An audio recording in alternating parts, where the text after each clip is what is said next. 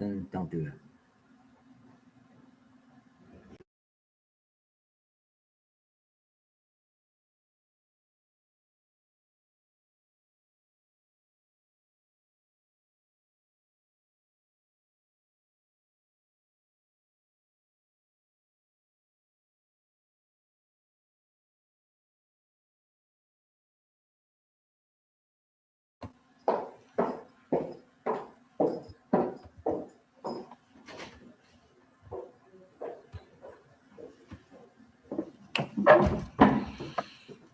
I'll be back in a minute.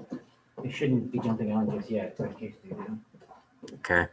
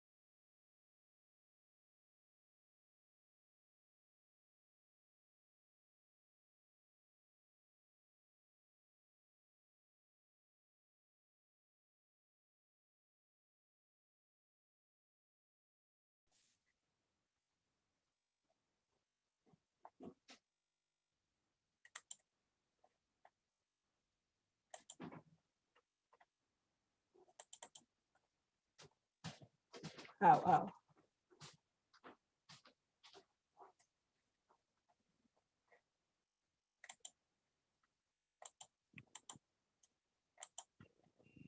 Okay. Why am I on twice?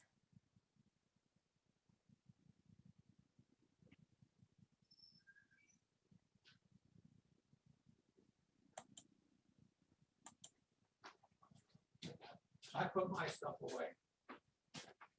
Fine. Oh, okay. Okay, hello. Good evening. How are you? Oh, okay. Why am I twice?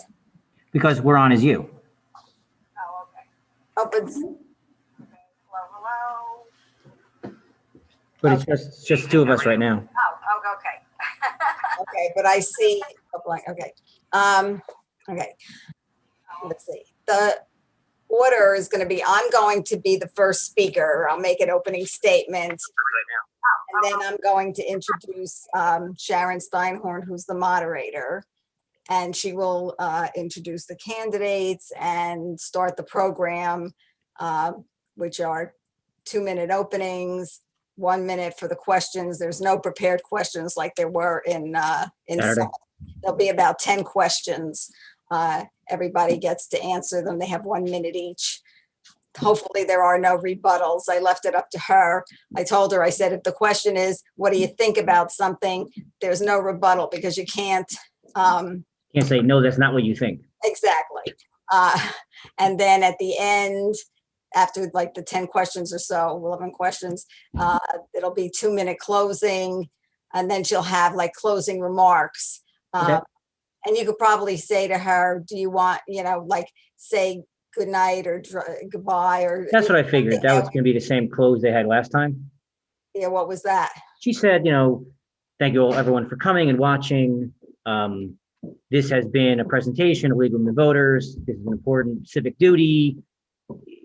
Certain the normal things. Okay, well, we'll see what she says and we'll find out what she says. Now, I'm the timekeeper, so I have right, the yellow and the red. yes. So, and I'll have my little stopwatch and I will for 30 seconds and then for the. Yep, So and we have the So recording. I will be doing that set to roll. after I give my talk during the thing. And we have the recording button ready to roll when it's Good. necessary. Okay, yeah, sounds good. We're not recording you yet, don't worry. No, okay, that's fine. And you received my, Patricia's like, is fit to be tied with the Zoom people because there's no reason why my account should be not working for up to whatever hours we want it to work. That's correct, but just in case, I figured this way, we're not like, oh my God, what do we do now? We just, worst case scenario, we'll just hit start again and we'll pick back up from where we left off, just like we did on Saturday. okay. But we're keeping an eyeball on it. Okay. Your account didn't say basic; it said licensed. So I have every expectation it's going to work just fine. Right. Okay, good. Oh, terrific. Good. I hate elections. I hate this stuff. I just like, oh God. Sorry, pal. And I'm in here. I'm in this. I don't mind being the moderator. I mean, I've done that. I do a couple of those every year, and that isn't so terrible. But the organizing it No, and it's the tough. worry about Your organization does a noble thing. Yeah, that's Anything that's worth doing sometimes can be hard. So good for you. Thank you. And thank you very much. You need to send Patricia your address so we can send you a check. Yeah, I did already. Oh, you did already? Okay, Yes, ma'am. good. And you told her how much you put out for the other thing last week? Yeah, we worked it out. Okay. So, gosh. Glad to do my civic duty, if you will.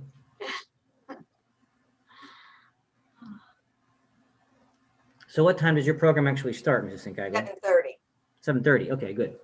So, and I said to the candidates, you need to be on before, no later than 7:15, because I want to make sure that in the background, there's no campaign signs or other things like that, Right. that their name is correct, that it's not, Kingsley 2020 or something like that. Or my opponent's an idiot.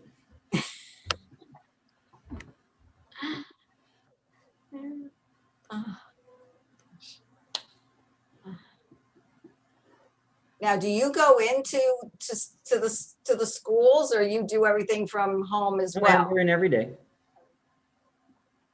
Oh, that's right, because there's a hybrid now everywhere. That's correct. We're in all day, every day. Not that, I thought Wednesdays wasn't. I thought Wednesday was the cleaning day. No, ma'am. Oh, okay. Just that one time. Oh, okay. But yeah, we're in every day, and we do remote work. We can, with some software, we can connect remotely to students' machines at their homes, Right. if they okay, give us permission to do so. It's not like I can randomly jump on a kid's computer. Right. So we've done plenty of that. It's difficult, but our staff members have really kind of risen to the challenge, if you will. I tell you something, I've heard great things about, they said Berkeley Heights, with last year, with everybody all of a sudden having to go to remote. I mean, the compliments were amazing. I mean, That Really shows worked what out our staff is like. That shows what our school districts' teachers are like. yeah. I mean, and you would think, because Chatham, the person I was talking to was from Chatham, and she was so upset and annoyed. I don't really want to speak about any other school district but my own, if you don't mind. That's fine. But I'm just saying that I'm thinking, they're a pretty good school district, and yet, Yes, by all accounts. well, I have to say, my son went through the district and very, very pleased with the education he received. Terrific. How's John doing? He's doing okay. Still doing his daily constitutional walks? Yes, he still does. He absolutely does that when he gets a chance. Sure. Today he played golf. That was a good day for it. Yeah. Got to get your rounds in before it gets too cold. Right. That, in the winter it's tough for him because he doesn't, he plays tennis. He plays indoors once a week. So that's an ongoing year round thing for him. Yeah, but you can't hit the links too hard. No, we can't.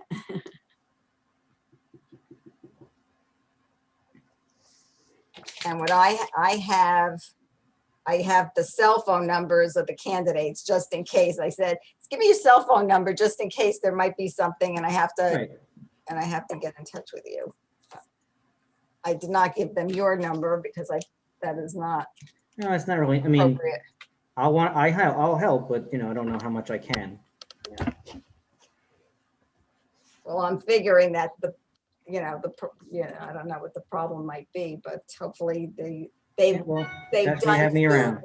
They're involved in Zoom meetings all the time, so this should not be anything that's crazy for them. Yeah, should be old hat at this point. Right.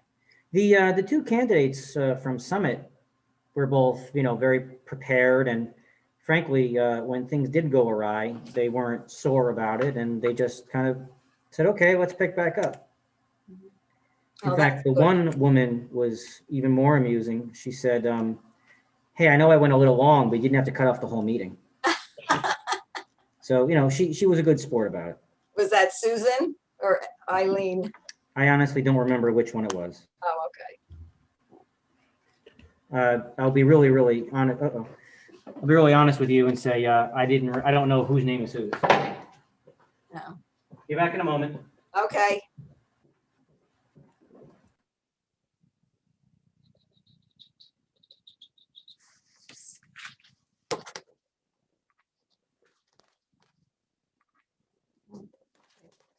It's more like this. Oh, I see how it is.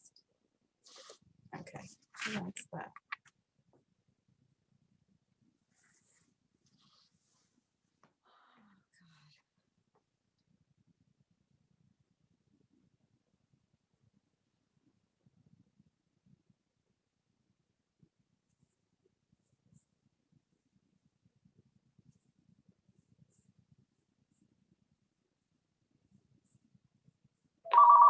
Oh, shit, I gotta do this.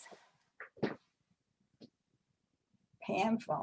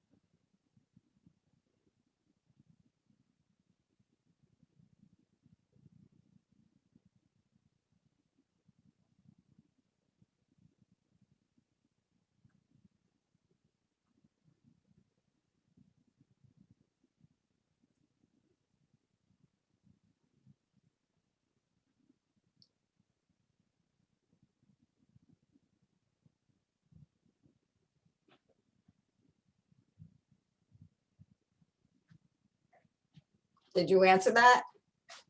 That was Pam. She said what you and him were talking was being recorded on YouTube. He said it wasn't. She said you have to mute it so that, Oh, God. so you and him were talking on the phone, right? No, we're on the video.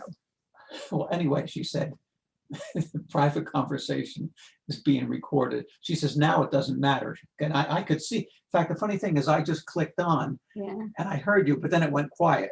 Oh. Are you muted now? No, nobody was, I'm not talking to anybody. Mute yourself.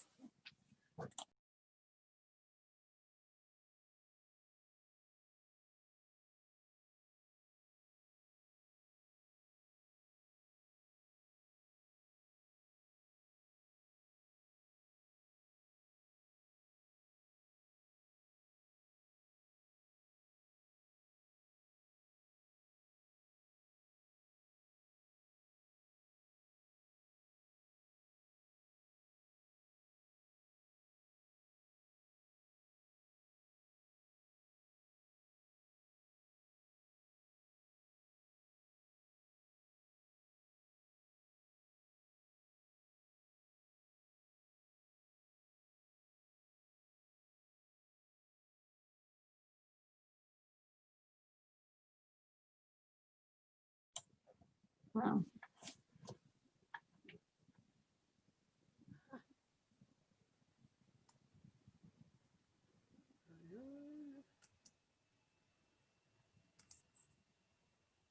There I am.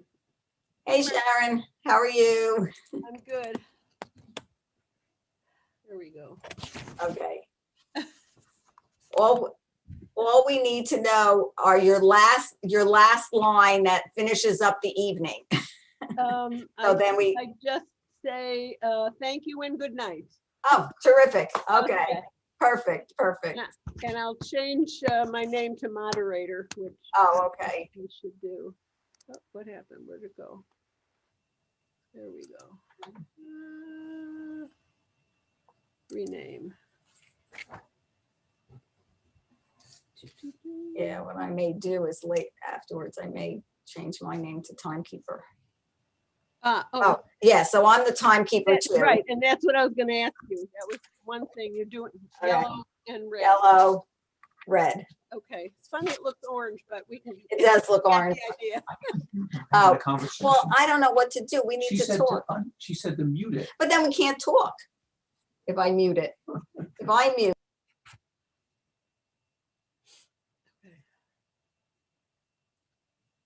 I'm good. I got enough light here.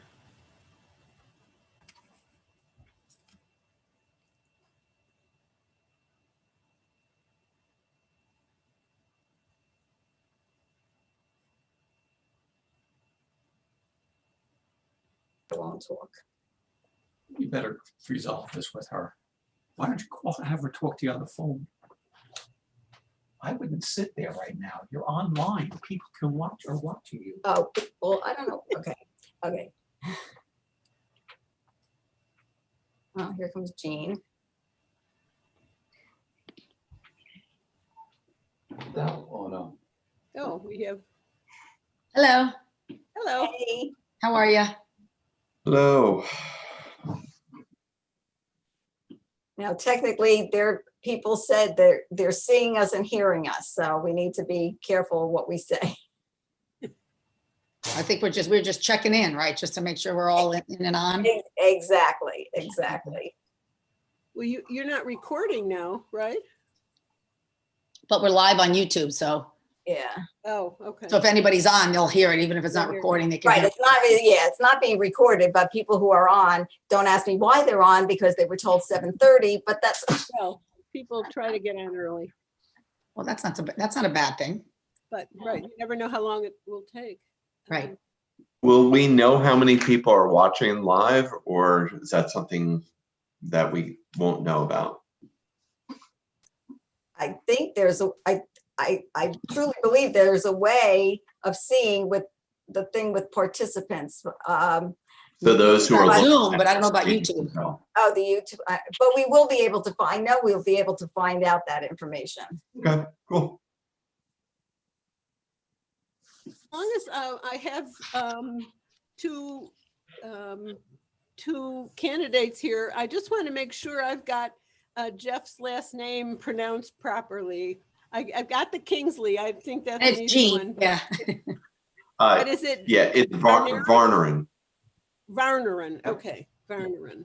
But it's Thank you. not, Susan. People watching now, I'm one of them. okay, but the thing is, they're watching it, but it's not being recorded. So the thing is, one, it's recorded, people who are doing recording aren't gonna hear this. Right, but right now, 6 people are Fine. watching. Okay, well, they're early birds. And they could be the 4 of you and me. Well, we're not watching YouTube, are we? No, we're not on YouTube. We're on Zoom. Definitely not us. Yeah, my husband is. It says live on YouTube on the top of left of my Right, screen. it does, yeah, but it's live on YouTube, but the actual recording of the forum will not begin until we actually begin.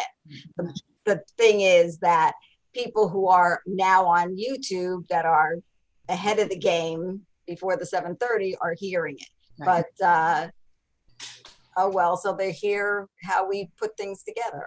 No big deal. Nothing to hide. We're not going to give them any trade secrets, don't worry. So we're waiting for one of the other candidates, Brett Sayre, Right. Mhm. and And I'm going to just step away for 1 second. Jeff, give me that last name again. I'm Sure, Varneren. Varneren. Okay, that's where the, okay, got it. And Susan, I've been told that your last name Yes, is rhymes with Vogue. Is that right? Sounds good. that would have been a nice, easy way of me to explain it instead of a long O and a hard G. I know. My maiden name was very easy, and we've had Poage, Pogi, so I don't know. I'm like, oh, it rhymes with Vogue, so that's what I say. Yeah, well, that's a good thing to remember. Mhm. Hello. Why is this ringing? It's not supposed to ring in here.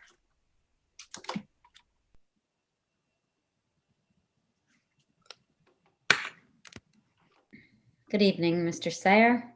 Good evening, Ms. Pogue. Oh, Okay, so the candidates are all here. So Sharon Steinhardt is the moderator. Why is this doing this? Arlene, anything that could possibly go wrong is it's just the way Zoom is. Well, it's also 2020. I feel like that's part of the year. Thing? I'm gonna tear it out. Hi, Brett. It's nice to officially meet. Hi, Jean. Nice to meet you as well. Okay. Welcome to your first Susan, Brett, meeting. it's nice to meet you. Ah, you as well, Jeff. And I didn't see you there for a second. You were the last box on the over to the right on my Zoom. What? Oh, you're right in there. I can't, I undid it. We're sitting at Marlene's chair. There's also a Board of Ed meeting tonight. I know. I just heard Mike Scarra's name, so he's, I'm sure, doing the Board of Ed meeting. also a CD4 going on. That's not you, but it's in my neighborhood. It's not my district, but it's a big deal around Western Monmouth and other places. Lots going on.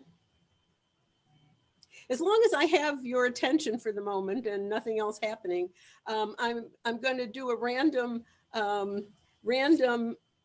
opening statements. And here's my little card trick.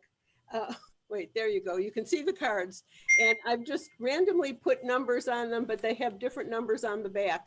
So Mr. Sayre, pick a number, 1 to 4. 3. 3? Okay, you are going first. Okay, I'm gonna put this down. You're going first. Miss Kingsley, pick a number. I will take number 1. Number 1. You are going up. There it is. Second. Second. Okay. Okay. Kingsley is number 2. All right, Miss Pogue.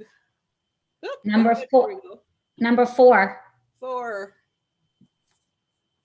It's a 4. Oh, you're a 4. Okay. I'm a 4. Uh, Jeff, you're number 3. And so. guess what? Oh, way to ruin the suspense. I want to hear it get called out. It Okay, was, had to hold my breath on that one. okay. Mr. Varneren, yes? You got it. Okay. That's what I needed to do before, because we have opening opening remarks in order. We'll do closing remarks in alphabetical or something like that. We don't need card tricks for that. And I don't have to go over the rules. I mean, I'll do it for the people who are watching, but I'm sure you all know how you're going to do this tonight. We have questions, and there's the yellow card that you can see that Marlene is holding up. That means you have 30 seconds left. And when time is up, that is actually red, although it looks orange on my screen, but it means stop. I will let you continue your sentence, but no, I won't mute you, but I will ask you to finish your sentence and stop. So I think that's all I need to say to you all. Do you have any questions? Okay. Then Marlene, you can tell us when we're ready to go. Okay, well, we still have some, it's according to my time, it's 7:20, so we told people Okay. 7:30, so Take a breath. If you take have a breath, get a drink. I was gonna say, if you have to get up to do anything, do it now. Do it now. All right. Yeah.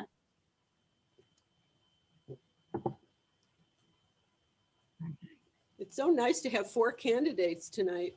Last week we had Neptune, 9 candidates on the screen. It was like.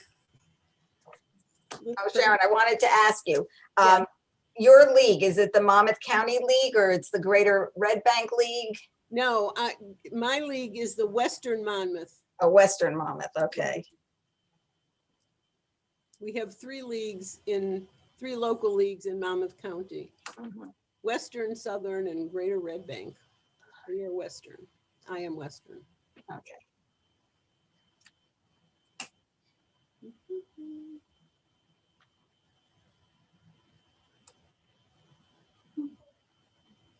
We will definitely finish by 9, and we're going for anything between an hour and a half, depending on how long you make your 2 minutes and your 1 minute.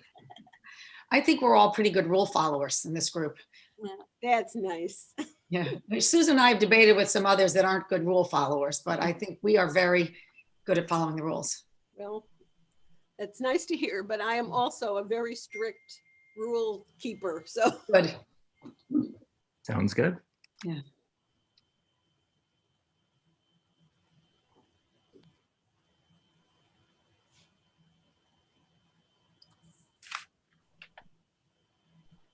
So you are all in, is it Union County? Is that where? Yep. Yeah.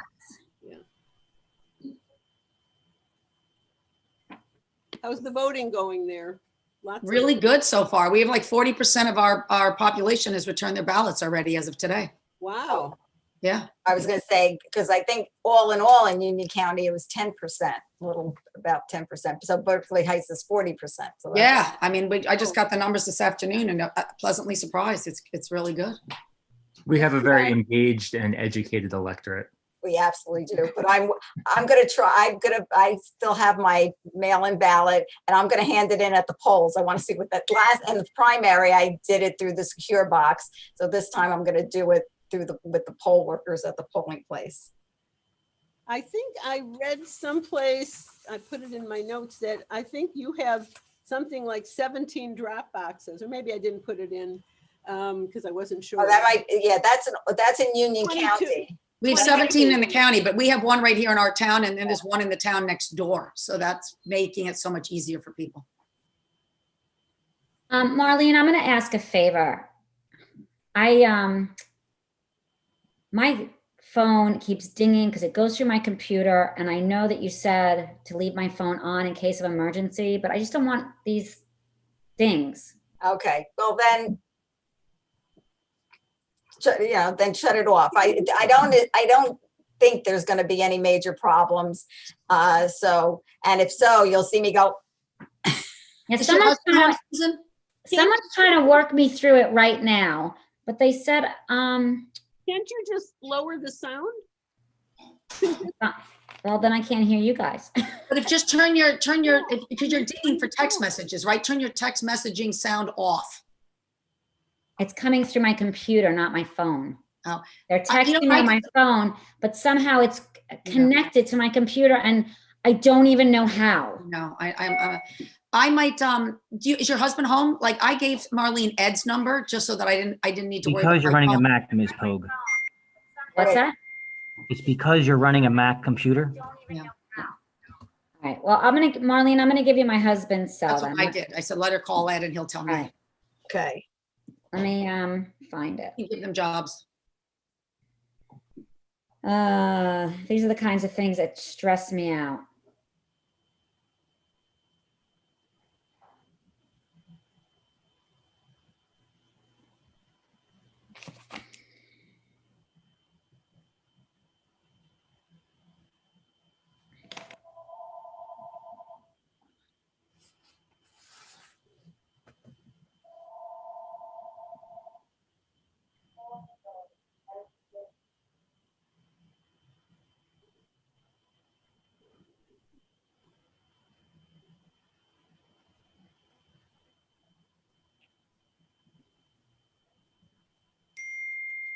There it is again.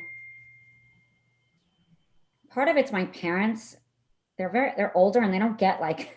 Are you sending it to I'm me? sending or it right now. Yes. Oh, I thought you were just going to read it over the, okay, send it to me. That's I'm better. not gonna read my private husband's number. I just sent it. All right. And then I'm turning this off. My parents will call like when I'm remote teaching, like, oh, you don't have school today? I'm like, no, I do have school today. Well, aren't schools closed? I'm like, all right, stop. Oh, there's another one. There's another one. Hopefully that's it. Russell, tell him I gave the moderator his number in case of a technical emergency. I had to turn my phone off. Thank you. It's still coming through. I turned my phone off. Why? Well, it's just gonna ding. Probably because your computer is connected to the internet and because it's sharing a network connection. It that never way. used to do that before. You know what I would just do if you're not talking? I would just mute and then people won't hear it. Okay. So just unmute every time you talk and Yeah. it'll not be so I hate when I it'll bother you, but it won't bother us. That actually leads me to a question. If we still have 3 minutes, right? We're all going to be on mute when everyone else is answering the Nothing. questions, I assume, or no? Personally, I think it's easier if you all stay unmuted Right. unless Susan Pogue needs to mute and unmute, but it's easier, then I don't have to remind you, oh, unmute yourself, or, it makes the conversation go more fluidly if everybody is just unmuted, and unless you have dogs or babies in the background, which makes the job a little harder for you to worry about what you want to say and whether you're muted or unmuted. Sounds good. Okay, so let's try to keep ourselves open. Okay. Oh.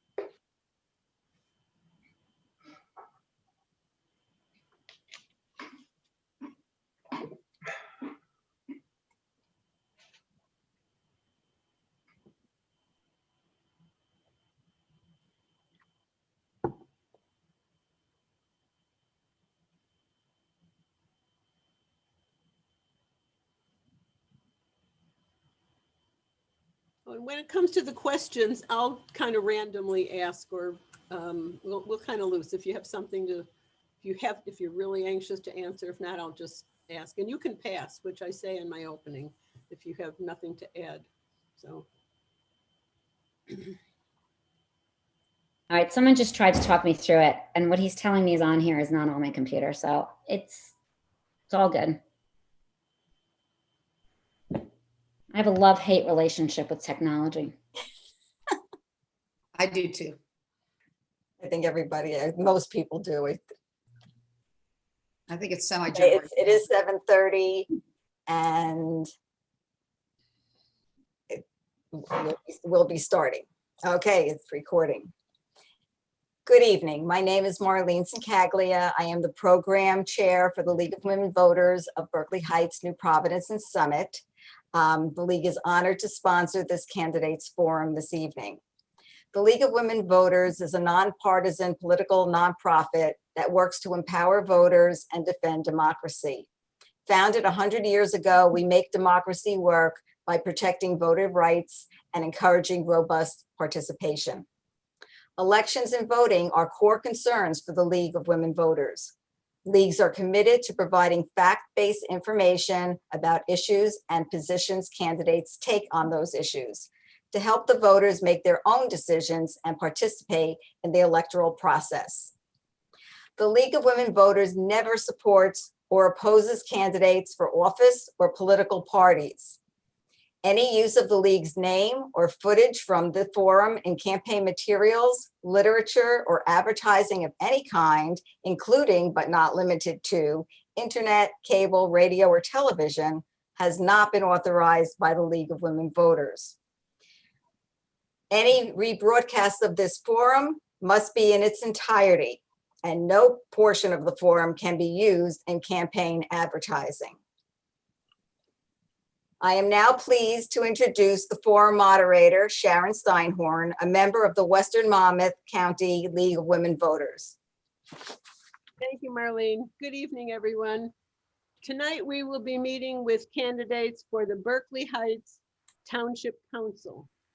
There will be 4 candidates on your ballot vying for 2 positions, and they are here to meet you virtually, of course, and to tell you why they're running and to respond to your questions. So first, let me introduce your candidates, and to the candidates, when you hear your name, just give a wave. First, let's meet Jean Kingsley. Jean? Hello. And Susan Pogue. Hi, everybody. Good evening. Brett Sayer. Hello, everyone. And Jeff Varneren. Good evening. Thanks for watching. Each candidate, the candidates have agreed to the following format. Each candidate has a 2-minute opening statement, and the order of speaking has been randomly selected prior to going online tonight. Each candidate will have the opportunity to answer each question, although they do have the opportunity to pass if they choose. Each reply must be no longer than 1 minute. And we have a timekeeper that will hold up a yellow card. Show us our yellow, thank you. And that tells the candidates that they have 30 seconds left. And when they see the red card, that means time is up. Please end your sentence. And that's the time, that's the red card. Questions that I'll be answering tonight have been submitted ahead of time by you, the residents, and chosen for tonight by a team of League members. And they chose the questions to avoid duplication, to offer a variety of topics, and to avoid any questions that are of a personal nature or not in the purview of the office that you are all running for. And we will not be taking any questions from the audience tonight. And finally, each candidate will have a 2-minute closing statement, and we will call on them in alphabetical order. So let's get started. We have a lot of questions. The first question actually goes just to the incumbents, and let me ask Jean first to answer this. Excuse me, don't we do the openings first? Opening Sorry. statements? I keep doing that. I've done that before. I'm so anxious to get to the questions. The first, thank you. The Okay. first opening statement will be from Brett Sayer. My name is Brett Sayer, and I am exceedingly grateful for the opportunity to run for town council in Berkeley Heights. I became involved in local government because I want to be a part of our future for not only our current residents, from our youngest to our oldest neighbors, but also for our new generation of young families and our next generation of children who may one day raise their own families here. I've lived here for over a decade. My wife, Carolyn, and I have 2 young children, both at Hughes Elementary School. We are here for the long run, and giving back to this community has been and continues to be a big part of our lives through coaching youth sports, serving as a town first responder, and volunteering in our schools. But this election is not about who loves this town the most or who can be its biggest cheerleader. I believe all of us here have those qualities. This election is about who is most qualified to lead the town through one of its most challenging periods. It is also not about political affiliation. At the end of the day, there is truly no Democratic or Republican way to pave a street, enhance a recreational facility, or create a new program for seniors. I bring over 20 years of financial experience to the table, from managing budgets to dealing with complex regulatory issues, which will be crucial as we work hard to maintain fiscal responsibility. I am also a small business owner and bring that important perspective as we create an environment that ensures our local businesses both survive and thrive in the aftermath of the pandemic. Susan and I have put forward an economic plan called Thrive as part of our extensive platform on our website, which we invite you to read about. We have the right ideas and the right priorities to move Berkeley Heights forward. Thank you. And the second opening statement will come from Ms. Kingsley, Jean Kingsley. Okay, good evening, and thank you to the League of Women Voters and all of you for being a part of this evening's program. My husband Ed and I have been residents of Berkeley Heights for almost 25 years. We have 4 children and have found this town a wonderful place to raise our family and make lifelong friendships. I first ran for elected office 9 years ago. I wanted to get involved in new ways by sharing some more of my skill set with the community. I'm a CPA and a finance professional with over 28 years of experience in the financial services industry, with responsibilities that include developing and overseeing multi-million-dollar budgets, implementing large financial reporting systems, and leading teams that took a multi-billion-dollar company public. Together, we have worked hard to implement a long-term vision for our town, maintaining its affordability, addressing an aging infrastructure and facilities, creating policies and programs that position us for the future. But most importantly, we are a thriving community that embraces diversity of people and thought, a place where all voices are welcome and people treat each other with dignity and respect. It has always been my goal to work with the people of our community. This means all of us. Positive change always starts with the people and not the political affiliation. People who together talk, listen, create, strategize, develop budgets, and find alternative ways to pay for things. And together, we're getting the job done. We've accomplished so much. We've built new parks, sidewalks, streetscapes.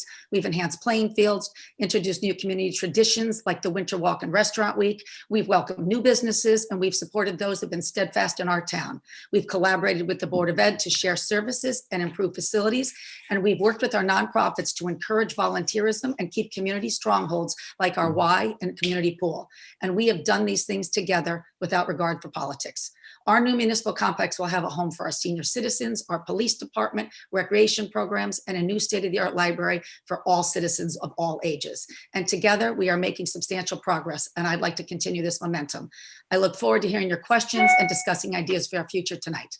Thank you. Thank you. And our third opening statement will come from Jeff. Mr. Varneren, please. Good evening, and thank you to the League of Women Voters for hosting this candidate debate, and to all of you watching virtually from our homes. My name is Jeff Varner, and my wife Debbie and I chose Berkeley Heights 14 years ago to raise our family. We love this town, and it has given us so much. Now I want to give back as a town council member and help move our town forward. As a son of a World War II vet, I was raised with public service in my blood.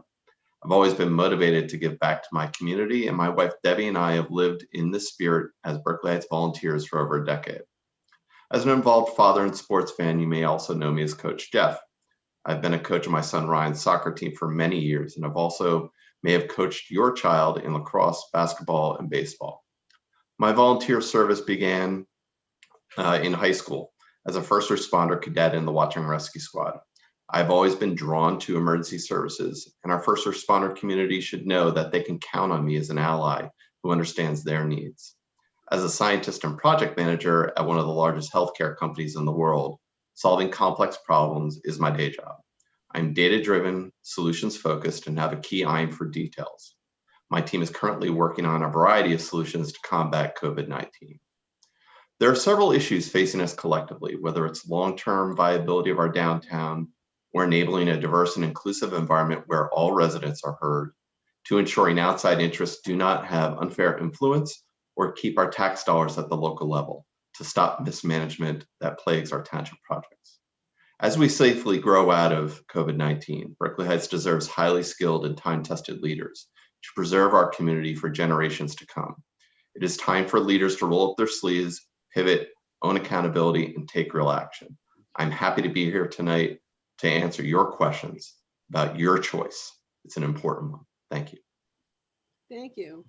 And finally, Ms. Pogue, Susan Pogue, please. Thank you so much. The challenge of leadership is to be strong, but not rude, be kind, but not weak, be bold, but not a bully, be proud, but not arrogant, have humor, but without folly. The words of business philosopher Jim Rohn spoke to me as I journeyed through my first term on council. Leaders don't always begin as leaders. Many start simply by wanting to make a difference, and that's where I started. I've grown into a leadership role in the council, fueled by still wanting to make a difference. After 3 years, I truly understand how much local government impacts people in their day-to-day lives, and I've worked to make a meaningful difference for residents. Change in local law. I analyzed outdated ordinances for the sewer department and worked with the director to develop an updated system for inspections, saving the township money. I sponsored the no-knock ordinance, which makes a difference for residents who do not want to be bothered by outside solicitors. Change in vision. I'm a big proponent of shared services. Shared services in a state of 565 municipalities is the only way the township can save money. I have supported all shared service agreements.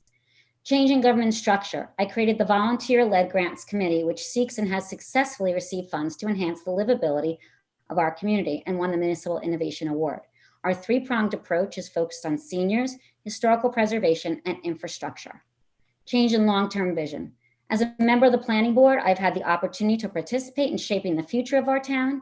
I support the Connell rezoning as a fantastic opportunity to help Berkeley Heights recover from the pandemic. One thing this public health crisis has shown us is we need to be creative in our decisions and adapt. This project would bring additional tax revenue to the township, as well as amenities for all residents. Darwin said it's not the strongest nor the smartest of the species that survive, but the ones most adaptable to change. This was so evident during the past 7 months as the pandemic encapsulated our world. Those that reframe, redefine, and adapt thrive. I am ready for the challenges we face and look forward to overcoming them as a community. Thank you. And now it's time for the questions. The first question is actually first to the incumbents and then to the challengers. So here we go. A major role of the town council is to manage municipal property taxes, limiting expenses while providing and maintaining quality services. For the incumbents, Jean and Susan, what have you done to responsibly manage our property taxes? Please detail your role in analyzing and reducing both the town's general annual budget and specifically what actions you've taken to review and adjust the municipal complex budget budget. Okay, you want me to go first? That's a lot to answer in a minute, but I'll do my best. Okay, Jean first. Yeah. So managing the budget is probably the number one job of any elected official. And with my finance background, it is the area of governing that I've spent the most time on. Specifically in 2020, the minute that we had COVID hit, I was in the administrator's office starting to look over our budget to see where we could find ideas and areas to cut. You know, a municipal budget is kind of like a family budget. You have to ask every department to give up, look at it, give up, see what they can cut. And that's what we did. We delayed the hiring of certain individuals. We went through every spend and asked departments to hold off and see what they could do, and reanalyzed our capital plan so that we could get it down to a zero impact this year, because we knew it was going to be a challenging season for everybody. Thank you. Ms. Pogue. So I will piggyback on Jean for a second. She knows how I love to piggyback. And yes, it was economics 101, basically. There are needs and wants, and we had to go with the needs this year, and everything got cut that we just couldn't afford, and we were able to provide a zero increase to residents. And in my opinion, the other part of revenue that we have to look at, well, grants is one that brings money in, and smarter development. We have to work smarter, not harder. Looking at the ordinances was another way to bring in revenue, as some of our ordinances are very outdated and they need to be analyzed more. And one thing I'm a little proud of is I'm starting this disc golf course here in Berkeley Heights, which will be bring revenue into our town. So all these things combined help to alleviate the burden of the tax off the taxpayers' back. And I'm proud of the work that we did this year on council. Thank you.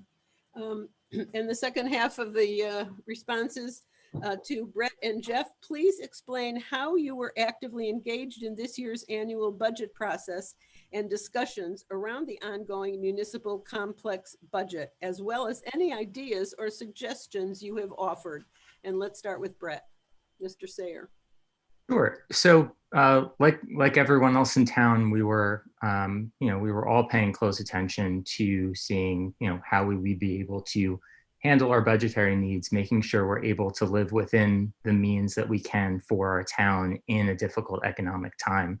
While that was happening, I mean, I run a small business of my own. I run a baseball analytics company, and it's there's a direct kind of corollary there.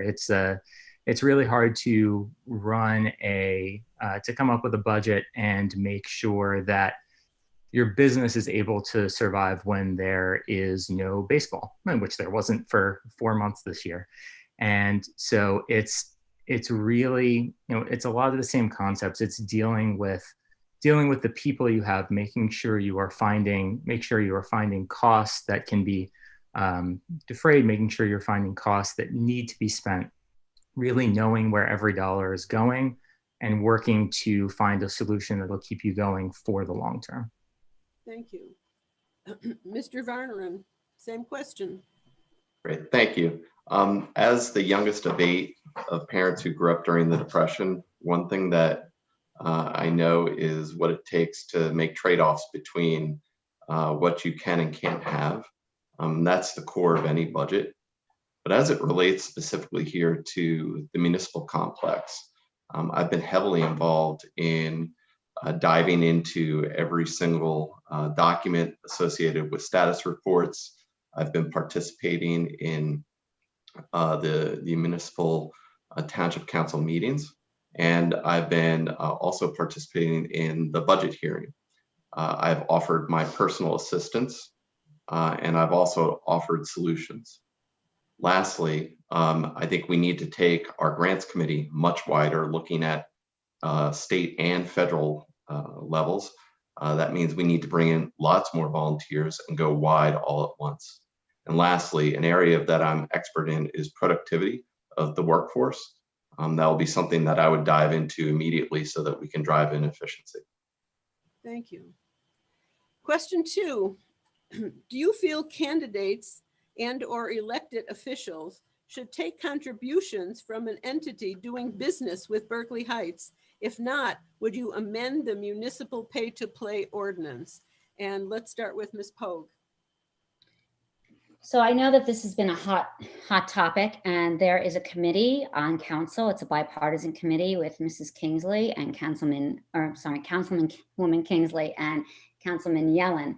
And I know that I saw a draft ordinance. I know there's some discussions to be had. That conference session has not happened yet. So I'm going to refrain from answering anything about it until I see the fully developed ordinance and what it really looks like.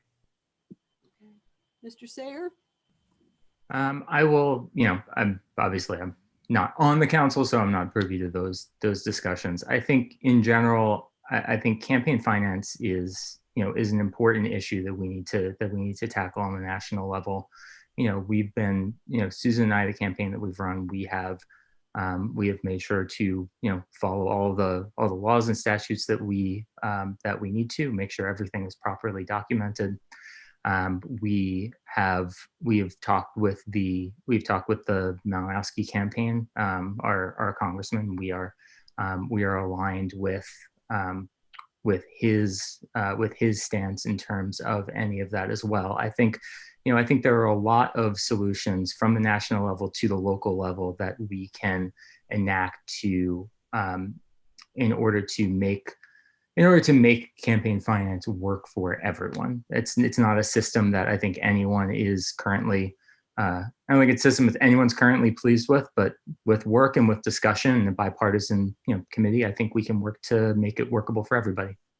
Thank you. Mr. Varneren, same question. Yeah, I think that our campaign has been pretty transparent about conflict of interest. And, something just in my personal day job, I had to sign non-conflict of interest documentations with my employer as it relates to any future activities that could occur between my employer and the town. And more importantly, as it comes to campaign finance, I think transparency is paramount. We recognize that influence can happen in a lot of different ways. Money is one.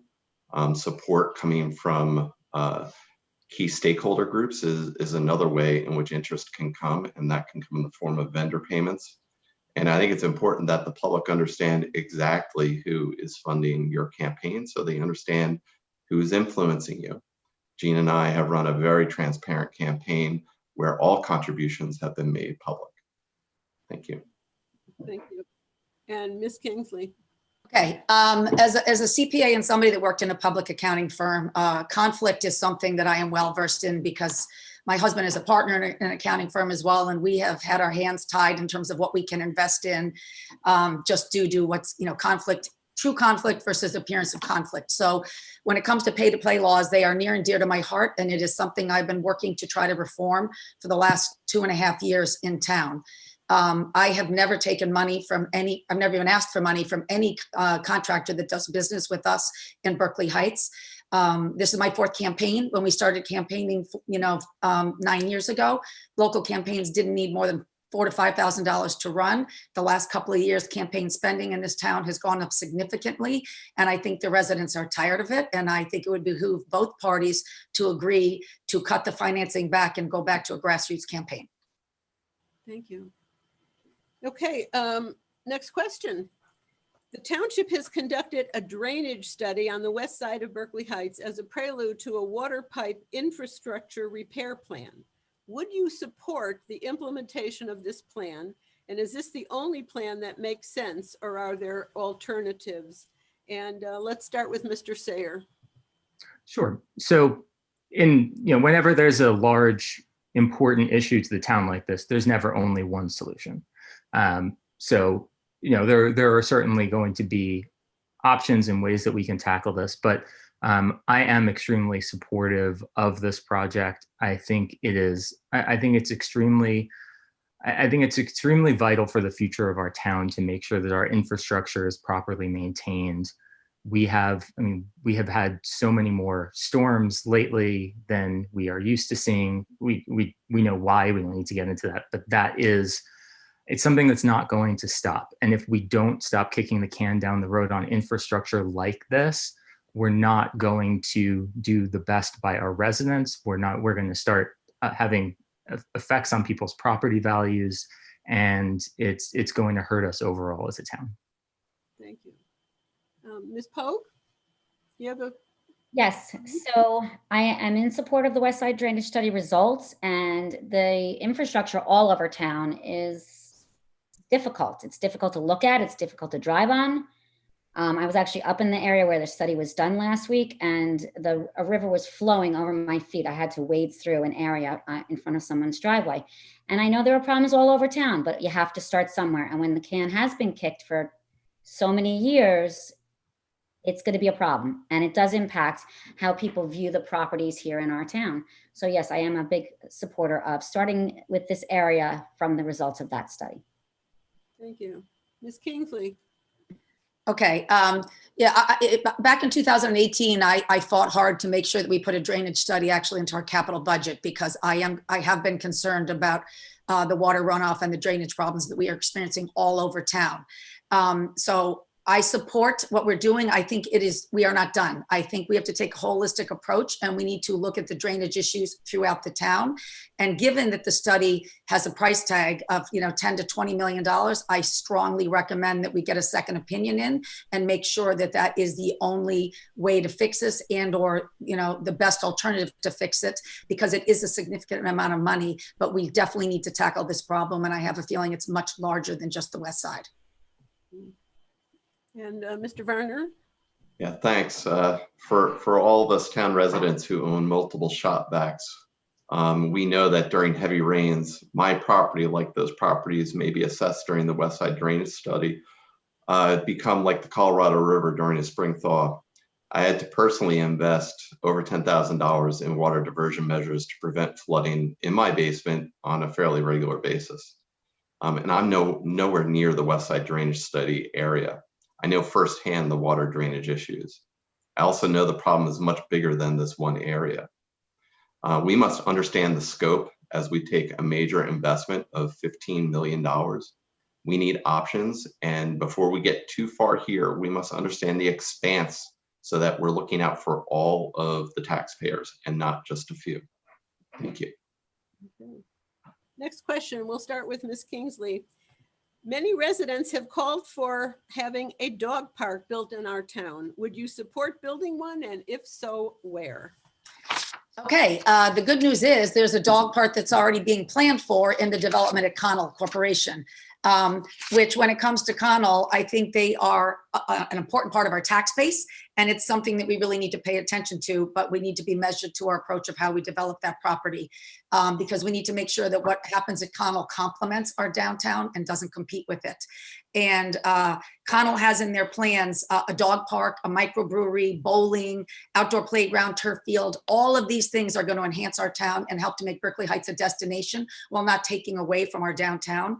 So it's important that we get that zoned correctly and make sure that we meet the needs of all the taxpayers and not just my own needs or that of any single taxpayer.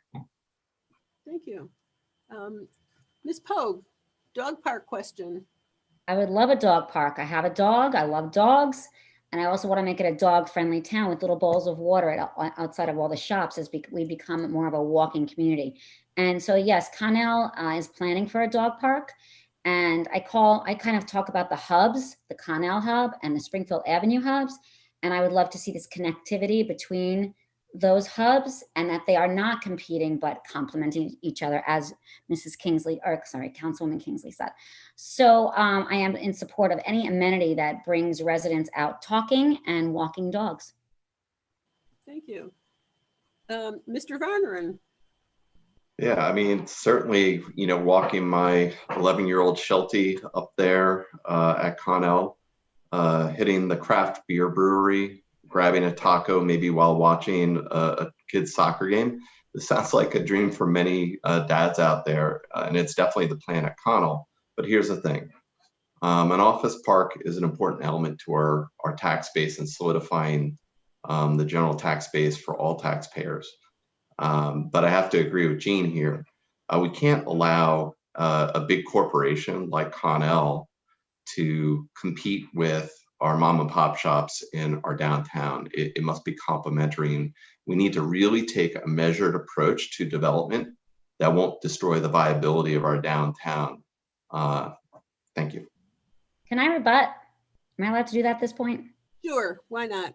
30 seconds for rebuttal. I already forgot what I wanted to rebut. Now, oh my gosh, it's hard being 58 years old. Oh my God, it's gone. I'll go to Mr. Sayer and we can come back to you. It'll come back. Okay. Mr. Sayer. Oh my God. Well, first of all, my dog Hobbs would probably come in here and bark at me if I said anything other than I'm in complete support of a dog park in Berkeley Heights. I think I just want to mention something. So the Connell rezoning is important for a whole host of reasons, which we need more time to get into than we have in a minute here. But I want to address a kind of myth that gets thrown out a lot, and that is that development in Connell hurts our downtown businesses, which I think is completely untrue. I think we need to do a better job of supporting our businesses that are downtown. And when we do that, our town can support both businesses in Connell and businesses downtown. I think any other narrative is false. I think we need to do a much better job of letting people know about our businesses and making sure that we allow them to thrive, which is part of the reason why we have such a detailed economic plan on our website. Okay, go back. I got it back. Okay, go for it. So yeah, the office park.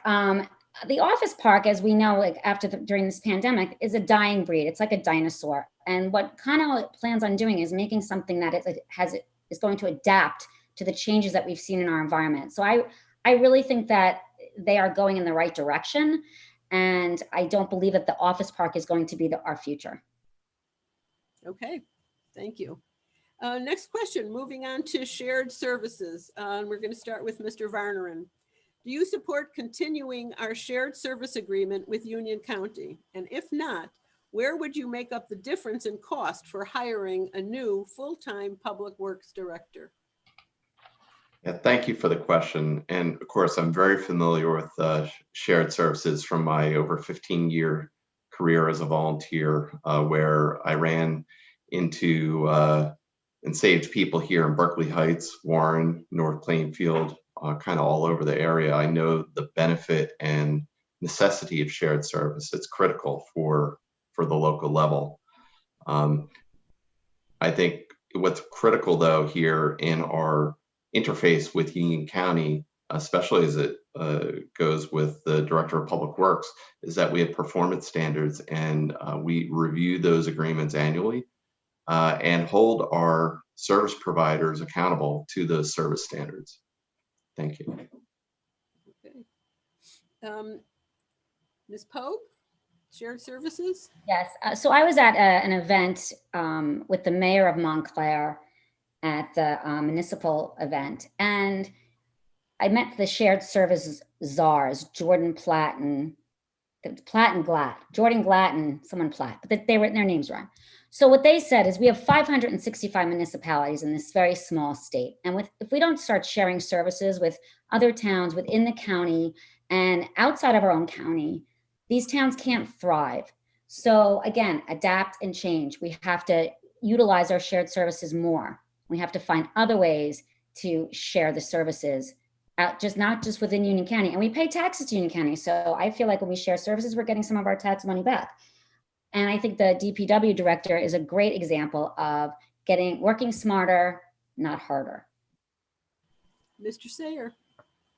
So the short answer is yes. I mean, obviously we need to, I think this is a great opportunity for us to continue to address fiscal responsibility in town.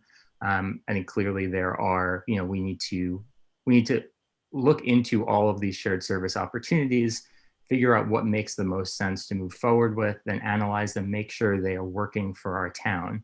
But overall, I mean, we need to be looking at shared service opportunities everywhere with anyone who is willing to do it with us.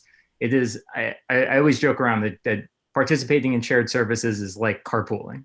You just get in the car with someone and you go, and it's always helping the town. So whether we're partnering with a town like New Providence or Warren or someone nearby, or we're partnering with the county, or even a larger organization partnering with the Board of Ed, there's so much that we can do, and we don't need to do it alone. That is the most important part. Thank you. Mr. Varneren. So I already. It's my turn, I think. Answered the question. No, I'm going around and just kind of random. But you started with Jeff, and I'm the only person that didn't answer the question yet. Oh, I'm sorry. I'm happy to answer it again. You know what? I was looking into the next question. Go ahead. Okay, yeah, I'm a huge proponent of shared services. We have continually looked for them. 56 cents of our tax dollar goes to the Board of Ed, 23 cents goes to the Union County. So in my opinion, those are the places we should be looking to first. And we have added some shared services with the Board of Ed. They are something you have to look at and make sure that you in fact are getting a savings and you're getting quality services. 7 years ago, we looked at dispatch as an option to potentially outsource that to either the county or New Providence. After substantial analysis 6 years ago, the economics of it did not work and we chose to keep it here. But now, this year, due to the cost of technology, we looked at it again and things have changed and we signed an agreement with Union County and we have outsourced it. So you continually have to evaluate your needs and look at the cost benefit and make sure that we in fact are getting value and a savings for the taxpayer. Thank you. Okay, thank you for keeping me honest with everybody getting a chance. Now to the next question, and I'll start with Ms. Pogue. Do you believe our township's zoning regulations are working correctly? If not, would you support revising them and how? Great question. So as a member of the planning board, and I'm also on the master plan subcommittee, I have had meetings with our town planner. And he was looking at our zoning and he says, your zoning is all over the place. It's out of whack. And that is something that needs to be analyzed. And part of the reason our town looks a little bit like it looks, it's a little patchwork. And so there needs to be an overhaul of the zoning. Thank you. Okay, Mr. Sayer? Yeah, so we definitely need to open up the zoning ordinances that we have, take a look and see what really makes sense for Berkeley Heights for the next generation and the generation after. This is what worked in 1990 does not work in 2020. If you wanted to open up a Blockbuster Video right now, it probably work really well, but those aren't coming back. So we need to figure out how to make our downtown work from a zoning perspective so that it is easier for businesses to come in, easier for businesses to stay in. Part of the way we think we can do that is we want to increase what we are able to provide from a committee standpoint in helping businesses get to planning board, which is going to be a really important thing because that will save time and businesses coming in. It will make their tracks easier to be able to get open. And the more they're open, the more successful they are, the more revenue we can get as a town. Okay, thank you. Ms. Kingsley. Yeah. Yes, and when it comes to zoning, we have two, there's the planning board and there's the zoning board, and both boards deal with different aspects of applications. And one of the things that led me to want to run in the first place was the fact that our downtown was such a hodgepodge and appeared to have inconsistent standards. And I spent a lot of time with the Downtown Beautification Committee working on Article 19, which is in fact those things that regulate the zoning that happens in our downtown district. That got modified 2.5 years ago and strengthened. And that is what has allowed us, as we've done these 5 complexes that are up for redevelopment right now, to have consistency within how they will be designed and help to make a better walkability, streetscape, and feel for the town. I agree, you continually need to look at zoning and you need to look at your master plan and update it, and then the key thing is it needs to be enforced, because it's great if it's on paper, but if somebody's not actually enforcing that plan, then it's really not that useful. Okay, thank you. And Mr. Varneren, zoning. Yeah, 14 years ago when my family moved to this community, we were looking at a community that was not congested, that had children riding their bikes, few traffic hazards. With cancellation of sports last spring, I think we've seen a real balloon of our children on their bikes more, riding around town. And we need a measured approach to ensuring that our zoning is appropriate so that our children are safe, but also that we follow on here and ensure that there is appropriate code enforcement, not just with our businesses, but also with our residences. And at the end of the day, we want this place to be a family-friendly location where families come together to meet each other. Thank you. Okay, that's a good lead into the next question. I'm going to change it up a little. I'm going to ask the question and then Whoever wants to answer it first, raise your hand. Okay, we'll do it that way. What steps should Berkeley Heights take to become a more inclusive and welcoming community to individuals and families of all races, ethnicities, income level, gender identity? What does success look like? Ms. Pope, real quick, yeah. I was quick. Yeah, this is a big passion of mine. I've done workshops within the township and at school on teaching prejudice reduction. So our mayor, Devani, put in a committee called the Truth, Racial Healing and Transformation Committee, and it has stakeholders from all over the town. And the biggest piece about inclusion is education. We have to educate our residents to understand we all carry bias. It's called implicit bias, and we all carry it, and you have to understand your bias so you can move forward and heal as a community. Who wants to go next? I'm taking you back. Ms. Kingsley, saw your hand. Yeah, I am on the committee for truth, racial inclusion. And we've had a diversity council that has been in Berkeley Heights for, I think, the last 5 years, which I've been extremely supportive of. And I think what's important is engagement and community engagement, because we are, I think, a welcoming community. And I just think we have to do things to get more people engaged and to know about it so that they feel more comfortable. I mean, the key is, listen, learn, and get people engaged. And we just have to continue to host and attend more of these type of events so that people realize what a wonderful town Berkeley Heights really is. And okay, Mr. Sayer. I think, I think both Councilwoman Pogue and Councilwoman Kingsley make really good points here. I think ultimately diversity and inclusion starts with conversation. And that is the best way you can really discuss it openly and honestly. And that means different things for different people. And I think we need to understand that some people are more comfortable talking in a larger group setting. Some people are more comfortable talking in a smaller setting.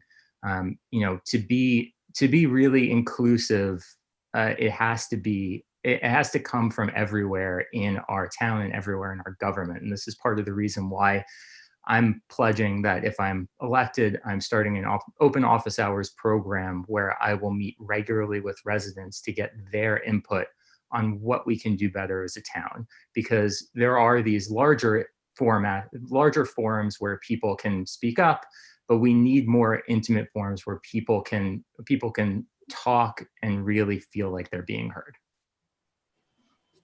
Thank you. And Mr. Varneren. Yeah, thank you for the question. So I attended my first march to learn, and that was here in town, a march that was created by our youth. And I listened and I learned a lot. But what I have to say here is that it goes well beyond just attending a march and listening at that march, because you have to take real action and further listen into the community. At work, I've started a discussion with my team around understanding unconscious bias. We hold monthly meetings now and are leveraging a book club to help educate each other in this area.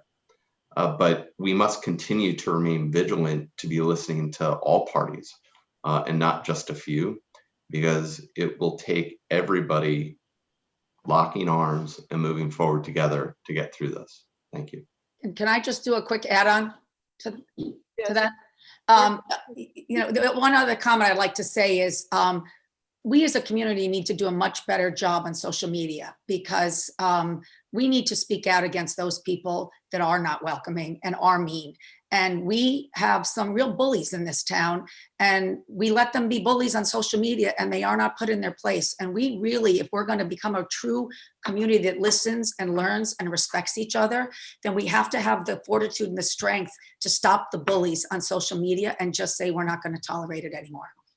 I'm going to piggyback on Jean real quick, that we want to be upstanders. We want to stand up for those that are victims. And you have 4 choices: upstander, bystander, victim, or bully. And, if you ask people in my class, they'll say, I want to be an upstander. So be an upstander. Okay, moving on. And we'll start with Mr. Sayer on this one. If the recreational marijuana statewide ballot question is approved on November 3rd or after, when we finally find out what the election actually tells us, do you favor allowing the sale of marijuana in local stores? Yes, I would. So I think if that passes and that is the will of the people, you know, I ultimately believe that government is the will of the people. So when you put something like that on a ballot in referendum and people want it, that is what we should be doing as either a country or a state or a municipality. So yes, if that gets voted up, then I would support that. Thank you. Mr. Varneren. Yeah, 3 years ago, I got a phone call while I was on the sideline coaching a soccer field, and my 24-year-old nephew had overdosed and died. His gateway drug was marijuana, and for me, this is a safety issue. I would not want this in my downtown. I wouldn't want our children near it, and this is just not the place for it. Thank you. Okay. Ms. Poe? It's interesting you say the gateway drug, because I was at a talk and someone said to me, do you know what the gateway drug is? And I thought marijuana. And I was told, no, it's cigarettes, because it's the first time in your young life that you do something that you know is bad for you and you do it anyway. So cigarettes are actually more of a gateway to other drug use. But I will tell you, if New Providence has a dispensary and Long Hill has a dispensary, and our residents can go over there to either town on either side of us and get what they want, and those towns are getting the revenue and we're not, I look at that as a lost opportunity. It's, you know, a mile down the road. So I would support it if it is the will of the people. Thank you. And Ms. Kingsley? Okay, I think that I want to see how the vote happens and how the vote works locally in Berkeley Heights, because a lot of people are in favor of it, and then they say, but not in my town. I've seen firsthand the impact of juuling. We had some issues in my family with one of our children, and I've seen the impact on teenagers and adults. It is costly. It is highly, gets dependency. I've worked with the police to make sure that they are strengthening the enforcement of the sale to minors. So I have huge public safety concerns about marijuana being sold here and being in the hands of our kids. We have a top school system, and I don't want to do anything that can alter that rating. So I think this is something, if it did pass, I might want to see it go in a referendum before we actually, start selling it in our town. Can I just piggyback on that, or not rebut, not piggyback, just comment. So, well, we have liquor stores in town and they're not supposed to sell to minors either. So I think enforcement is key. So that's just the other comment I want to add. But the only other thing I'll add to that is you can get tested for DWI and they can figure out that you've been drinking. Right now, there's no test for marijuana in your system and it alters your state. So I get back to a safety issue. And I think we have to really think about this before we actually sell it in our town. Okay, thank you. And I'm going to start the next question with Ms. Kingsley. Do you support the township planner's recommendations on improving township infrastructure? That's a very vague question, but I have been deeply involved in the Article 19 changes, which really impact the bulk of the developments that are going on in our downtown, Stratton House, Mill Creek, the old movie theater project, Vito's property, and the old Berkeley Florist. Because I'm on the Downtown Beautification Committee, and for years I served on the planning board, I have been intimately involved in reviewing and commenting on all of those plans and making sure that they adhered to the standards that are in Article 19. Because the key is we want these buildings to fit the feel of this town. And also we want streetscape enhancements that will make a more walkable, consumer-friendly downtown in Berkeley Heights. Okay, Mr. Sayer? I think it's, I agree that it is a vague question, and we are, I think we have a lot of work to do. I think from a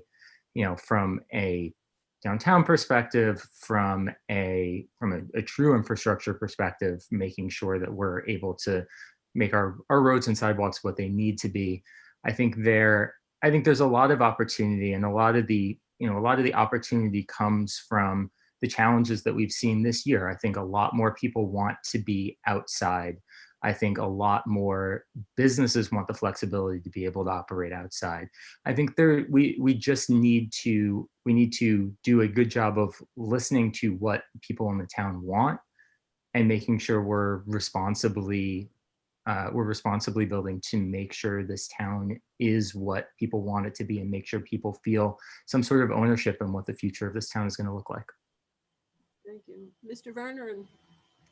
Yeah, I think we need to provide folks options.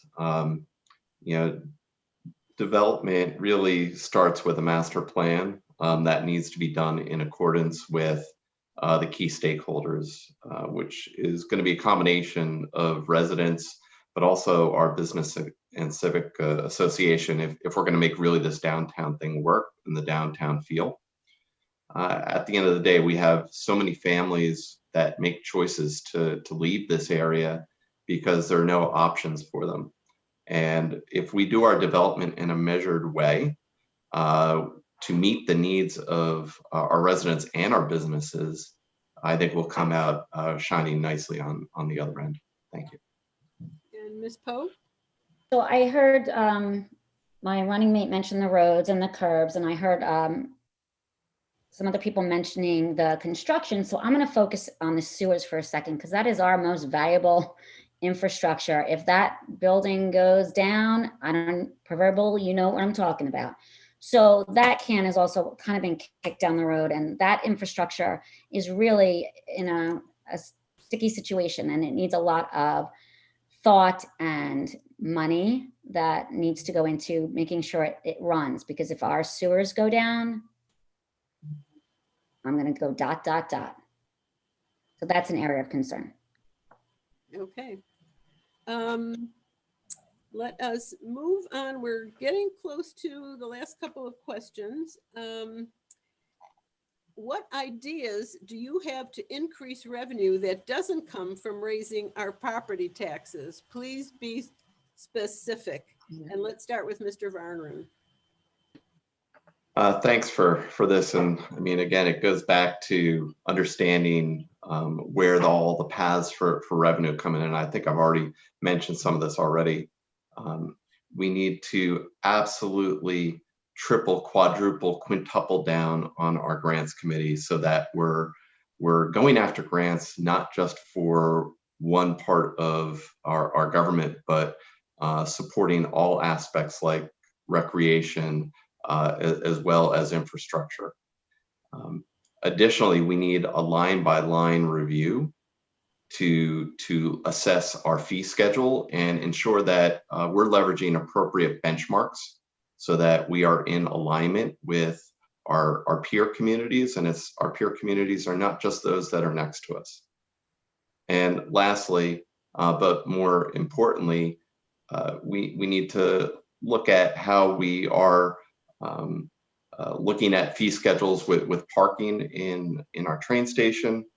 And between those three, I think we should have a good path. Thank you. Thank you. Ms. Pogue. So I'm going to challenge Mr. Varner to join the grants committee, because we just lost a valuable member.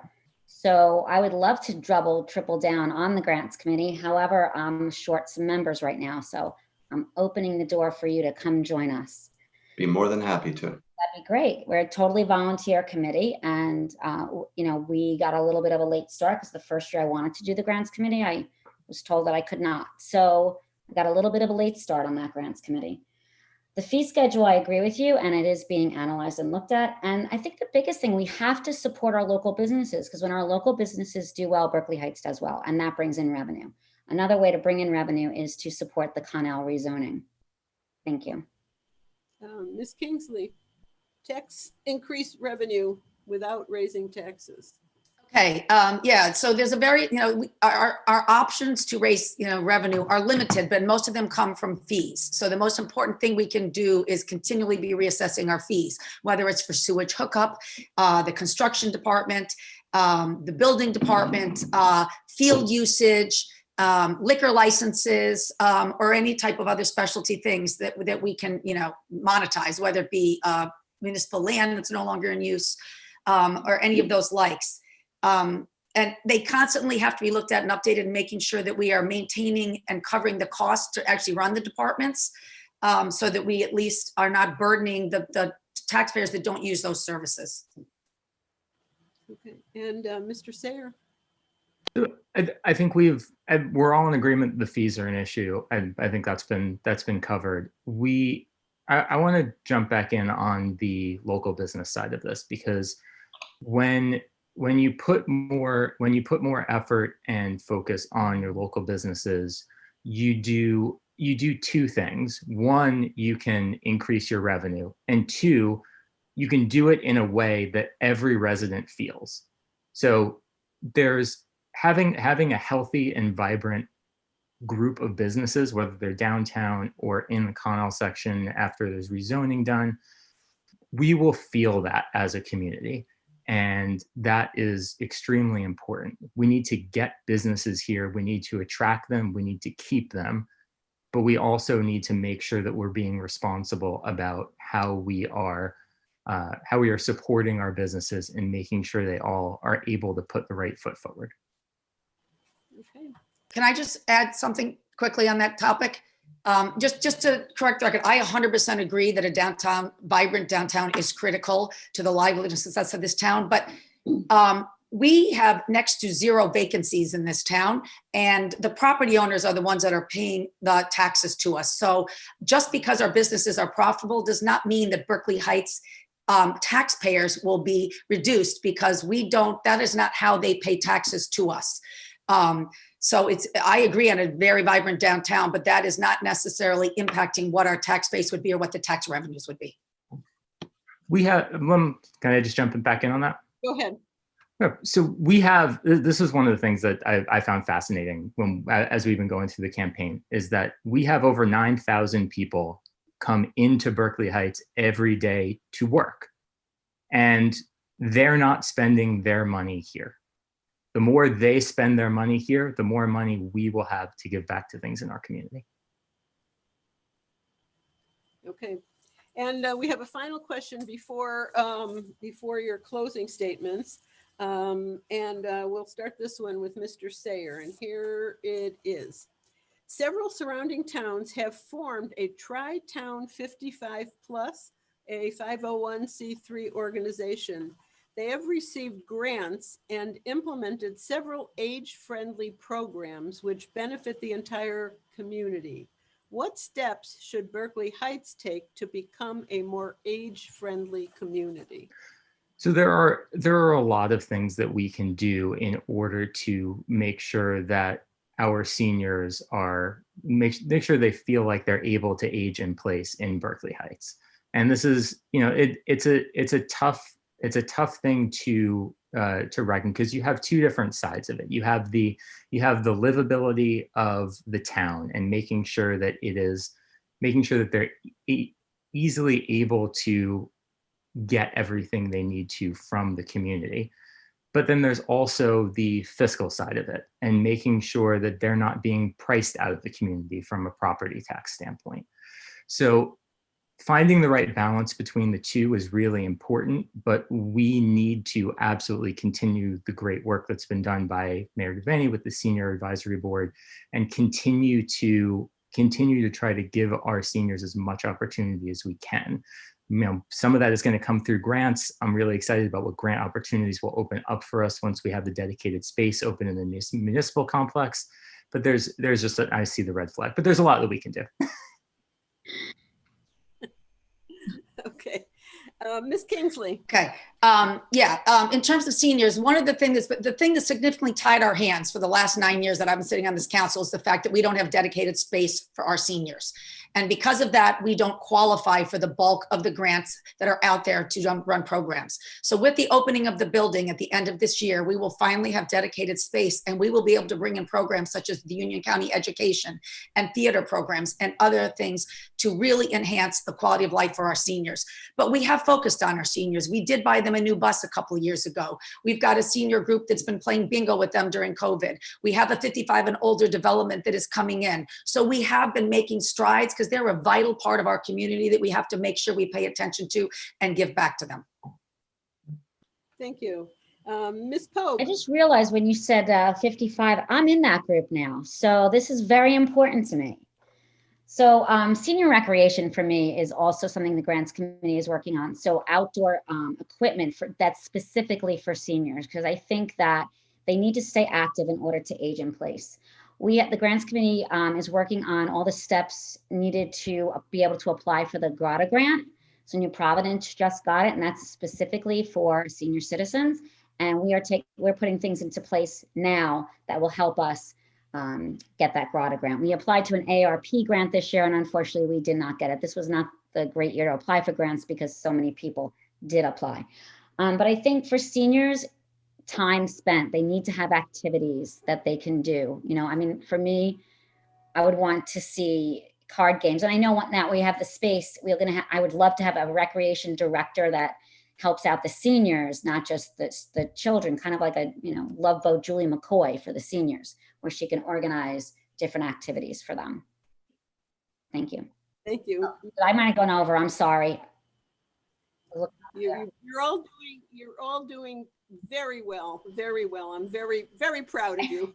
Mr. Barner. Yeah, thanks. So, my parents had to make the impossible choice many moons ago now to leave New Jersey in their retirement and leave their grandchildren. I think it's a really impossible situation for seniors who don't have the means as they had when they were working. So we need options for families here. And that starts with housing. And I'm so pleased to see that there are now going to be opportunities for seniors to remain in town, where parents can have their elderly parents near them to engage with their grandchildren. I think we need to really, really double down here and also help our aging seniors with tax freezing info sessions. For those who have the appropriate income and age, they can freeze their taxes, and this can then help them stay locally. Thank you. Thank you. Okay, very interesting questions. Kudos to the people who sent in questions and to the league members who screened them and put them together.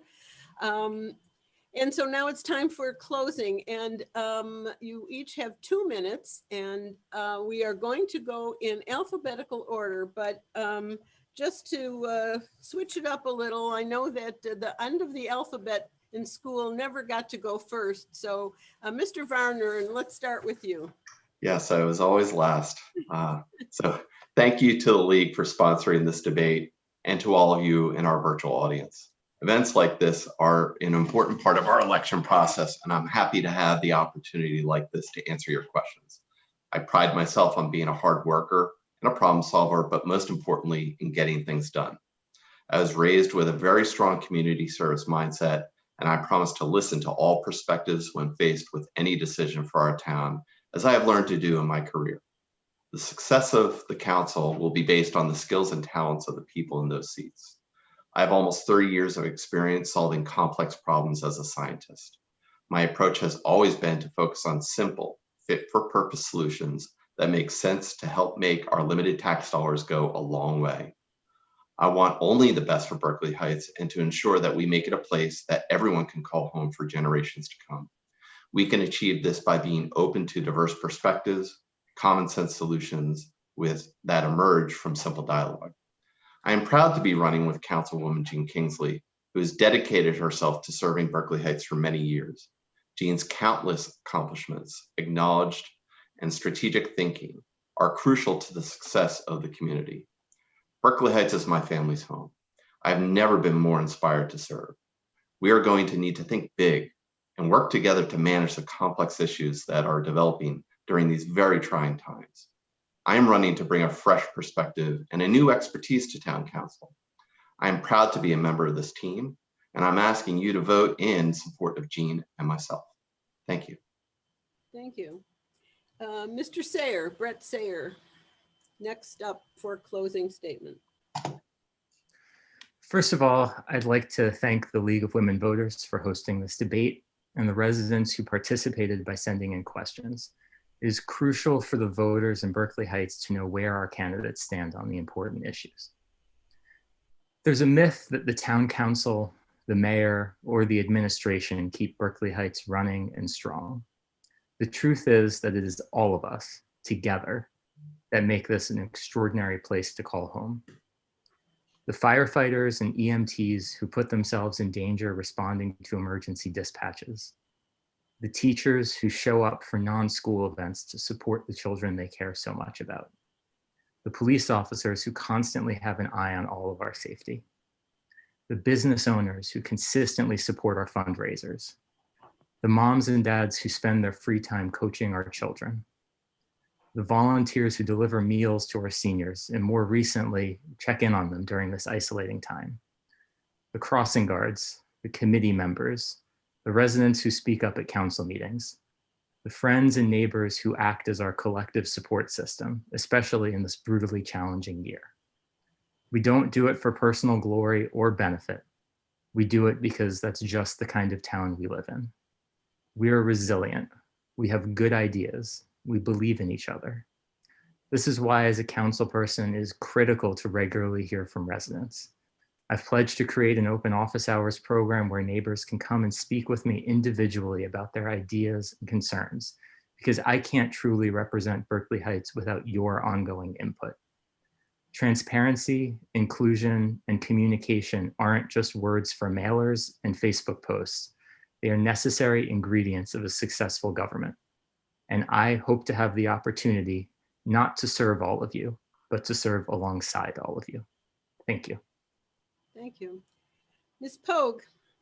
Yes, thank you to the League for having us tonight, and thank you to the audience for listening. In the area of education, Abraham Maslow is a theorist that teachers use as they develop their own personal statement of philosophy. In any given moment, we have two options: to step forward into growth or to step back into safety. As a lifelong learner, I am never one to step back into safety. I tell my students and their parents, one cannot grow and develop without taking some risk.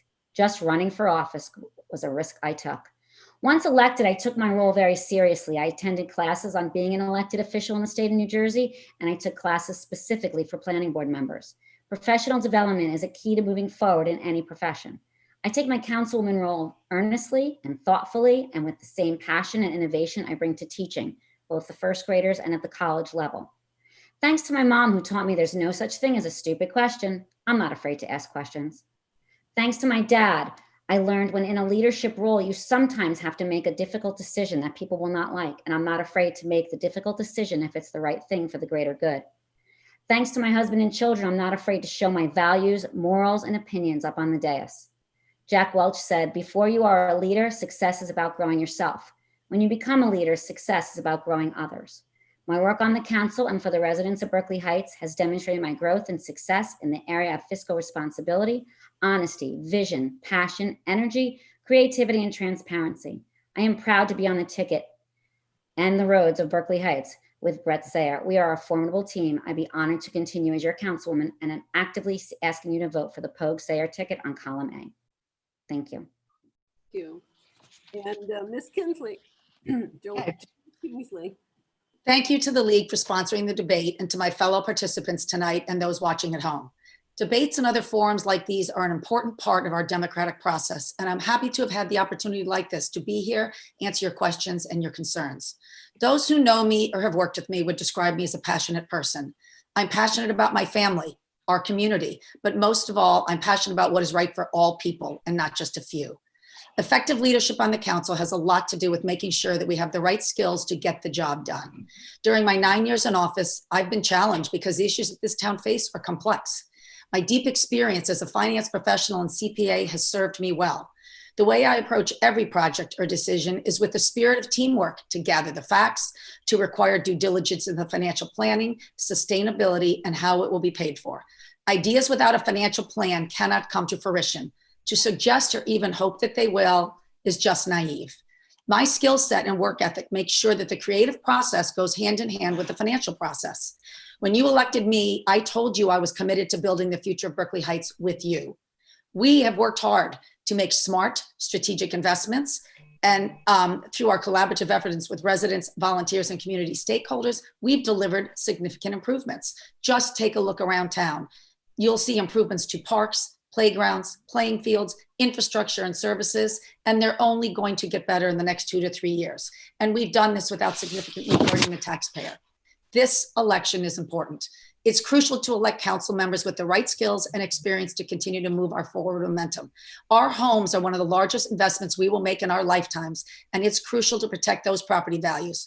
Preserving the quality of life we have in Berkeley Heights is essential because it affects every member of our community. Berkeley Heights is truly a special place to live, and I'm deeply committed to continuing to serve all residents with the passion and excellence and experience they deserve.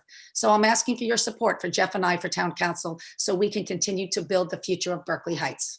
Thank you. And now it's my turn for closing statement. Actually, in closing, I'd like to thank certainly you, the candidates, for wanting to serve your community, and you, the audience out there, for caring enough to tune in and send in questions, and certainly to the League of Women Voters team for putting this forum together. And thank you to our excellent timer who kept you all in tow. The forum has been recorded and it will be posted on www.lwvbhnps.org, which is League of Women Voters, Berkeley Heights, New Providence, and Summit.org. And if you still need information on these candidates, you can go online to our award-winning league website called vote411.com. You should find information about all of these candidates and other candidates on your ballot. And congratulations to all 4 of these candidates tonight, for I'm told that each of them has responded to our 411 questions on supporting downtown businesses during the COVID pandemic, to supporting senior citizens and discussing their top priority for Berkeley Heights. And when you go to Vote 411, you will also find information about the 3 public questions that are on our ballots. And I have to give a plug. The State League of Women Voters offers pros and cons on each of these, but when you come to public question number 3, please consider voting no. The League and many other organizations believe that the proposed constitutional amendment is a permanent solution for a temporary problem. So when you get to 3, read it all. There's more information if you want on it on lwvnj.org. But we're asking for you to vote no on public question 3. And lastly, if you've noticed my husband sneaking in, he's telling you and me that the Yankees are ahead 2-1. When filling out your ballots, please read the directions carefully. If you mess up in any way, call your Board of Elections to request a duplicate ballot. It will not be counted. Your ballot won't be counted if it is ripped or erased, or if you tear the perforated flap with your signature. So please vote early, either by drop box, and I believe there are 22 drop boxes in Union County, either by US mail, go to your Board of Elections directly, or in person on November 3rd. Just know that at your polling place on November 3rd, you will only be able to vote by provisional paper ballot, unless you're just delivering your own filled out ballot that came to you. And be patient when we're all waiting for the final election results to be determined. It takes time to properly, safely, accurately certify and tally the ballots. So thank you again. Stay safe and good night. Good night, everybody. Thank you. Thank you. Good night.